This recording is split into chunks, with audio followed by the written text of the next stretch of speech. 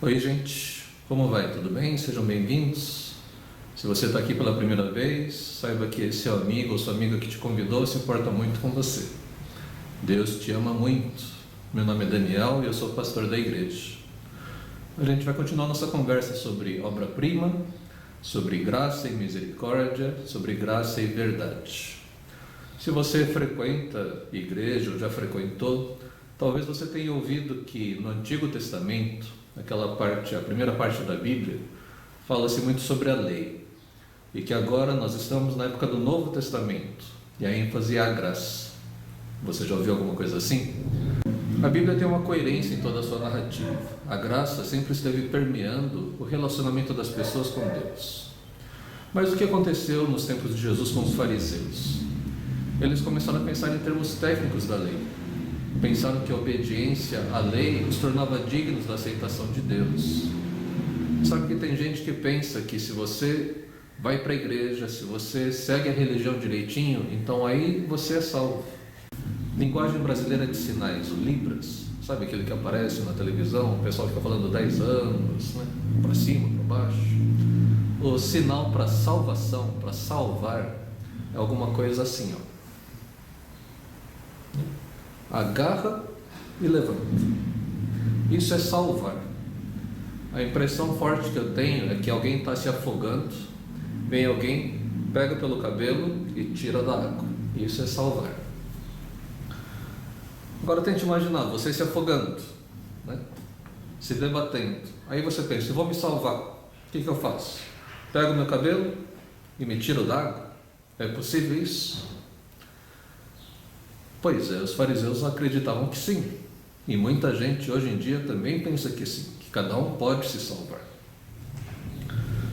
Vamos relembrar algumas palavras. A primeira delas é misericórdia.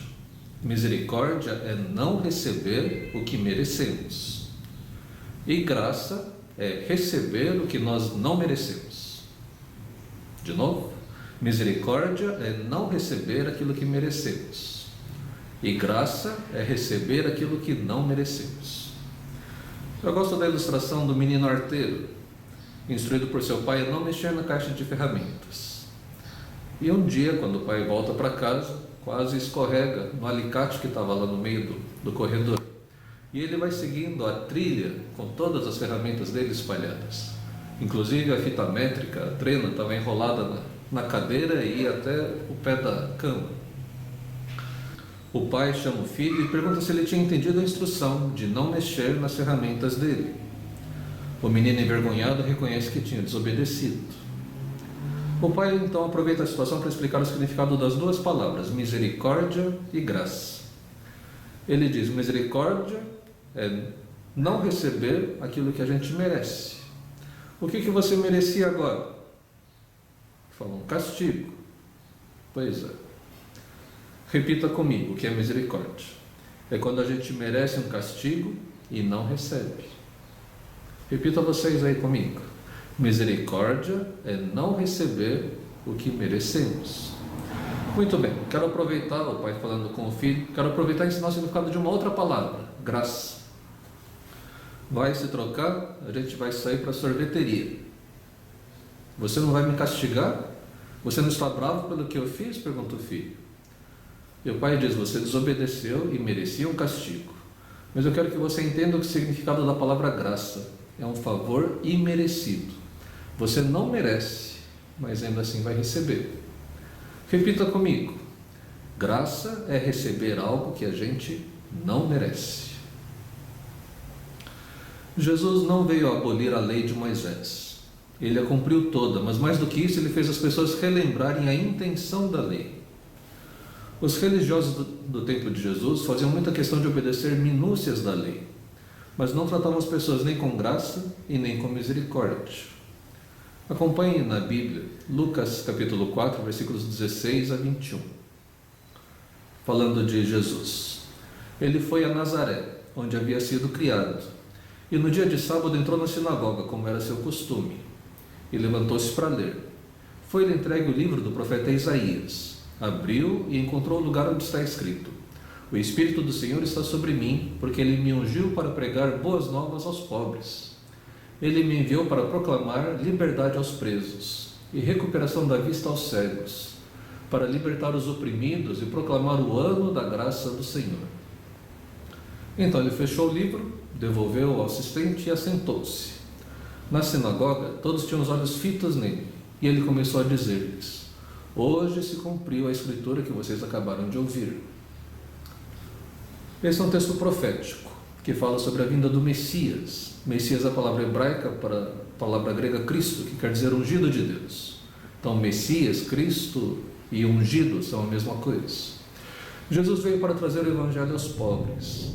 Lembre-se que na mentalidade daquela época, os ricos eram os abençoados por Deus, aqueles de quem Deus gostava, e os pobres, esses eram os esquecidos por Deus, os que mereciam a pobreza. Se o Messias traz as boas notícias, o evangelho quer dizer isso, né? Boa notícia aos pobres, é sinal de que Deus os ama. A teologia deles estava errada. A riqueza não era sinal inequívoco da preferência divina. É claro que Deus cuida bem dos seus filhos, mas não é porque a pessoa tem bastante dinheiro que ela é amada por Deus. E Deus cuida bem dos seus filhos, e mesmo que a pessoa não tenha muito dinheiro, não quer dizer que ela não seja cuidada e amada por Deus. Mais do que isso, o texto continua falando da libertação aos cativos, aos presos, vista para os cegos, liberdade aos oprimidos e proclamação da graça de Deus.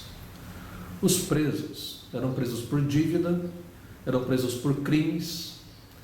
Os cegos eram cegos físicos e também cegos espirituais. Os oprimidos pela economia, pela sociedade, pela cultura, pela religião, todos que sofrem ouviriam da graça de Deus. Esse texto que Jesus leu, quando foi entregue o rolo para ele, está lá no capítulo 61 de Isaías. E se você tiver curiosidade de olhar na sua Bíblia, você vai ver que o texto não termina naquela menção sobre o ano da graça do Senhor. O texto diz assim: para proclamar o ano da bondade ou da graça do Senhor e o dia da vingança do nosso Deus. Jesus não leu essa segunda parte, não porque ela não vá acontecer, mas porque sua mensagem tinha a ver com como ser liberto daquele dia da ira, dia da vingança de Deus. Jesus veio trazer um caminho para escapar da ira de Deus. É a bondade de Deus que leva ao arrependimento. Eu não acredito muito que a mensagem que fala só sobre o inferno, se você não aceitar Jesus, você vai para o inferno. Se a pessoa toma a decisão de aceitar Jesus por causa disso, a vida dele não é uma vida boa. Ele aceita Jesus com medo de ir para o inferno, em vez de aceitar Jesus por amor a Ele. E a Bíblia fala o tempo todo que é a graça, que é a bondade de Deus que nos leva ao arrependimento. Jesus se aborrecia com aqueles que recebiam a bondade e misericórdia de Deus e não estendiam essa mesma bondade e misericórdia para as outras pessoas. Lá em Mateus 18 tem uma história interessante sobre um rei e um servo que lhe devia dinheiro. E havia um outro servo que devia dinheiro a esse primeiro servo que devia dinheiro para o rei. Vocês podem ler esse texto num outro momento.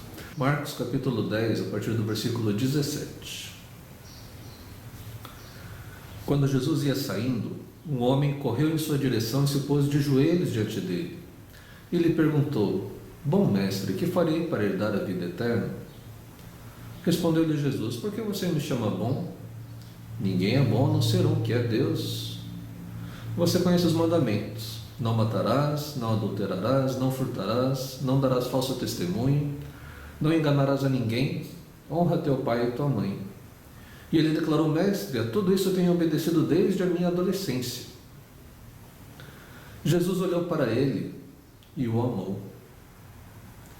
Falta-lhe uma coisa, disse ele: vá, venda tudo o que você possui e dê o dinheiro aos pobres, e você terá um tesouro no céu. Depois venha e siga-me.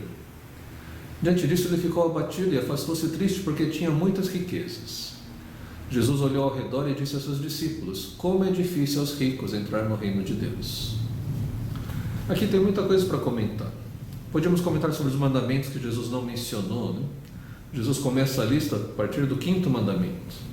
Ele não falou sobre amar a Deus de todo o coração, uma força e entendimento, não falou sobre não ter outros deuses, não mencionou o último versículo, que é não cobiçar. A gente podia falar sobre a frase final de Jesus, como é difícil aos ricos entrar no reino de Deus, entendendo o contexto da época, que acreditava que ser rico era ser abençoado por Deus, então era ser querido dele, e por consequência, se era pobre, era esquecido de Deus, alguém com quem ele não se importava. Esse pensamento errado contradizia a Bíblia, mas era o pensamento comum. Então, se o rico não pode entrar no reino dos céus, e o pobre então? É a pergunta que os discípulos vão fazer depois. Mas hoje vamos focar apenas na atitude de Jesus frente àquele homem que tinha outro Deus, o dinheiro, e que para a gente pareceria uma boa pessoa, concorda? O rapaz chegou, se ajoelhou diante de Jesus, chamou ele de bom mestre. Ele estava interessado em vida espiritual, em vida eterna. Será que, apesar de nos dizermos seguidores de Cristo, existe outro Deus na nossa vida?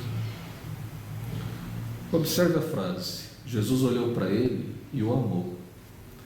Não o rejeitou, não balançou a cabeça em reprovação, não o chamou de seu mesquinho, avarento, apegado ao dinheiro, não chamou ele de idólatra, mas o amou no olhar.